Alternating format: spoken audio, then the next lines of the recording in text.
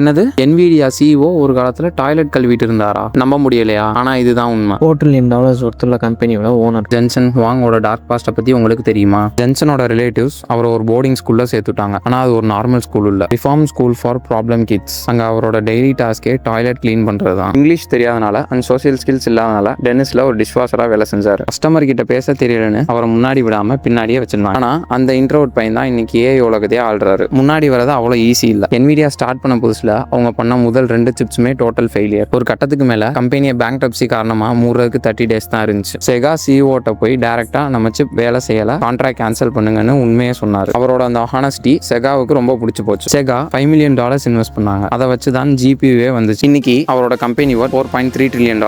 அதாவது நம்ம ஊர் காசு படி பார்த்தா 399.4 lakh crore rupees. Toilet clean பண்ண கை இன்னைக்கு வேர்ல்டோட ஃபியூச்சரை டிசைன் பண்ணுது. லாங்குவேஜ் தெரியாது, சோசியல் ஸ்கில்ஸ் இல்லைன்னு கவலைப்படாதீங்க. சக்சஸ்க்கு உங்க திறமை தான் முக்கியம். இந்த மாதிரி வீடியோஸ்க்கு ஃபாலோ பண்ணுங்க சிங்கிங் மேட்ரிக்ஸ்.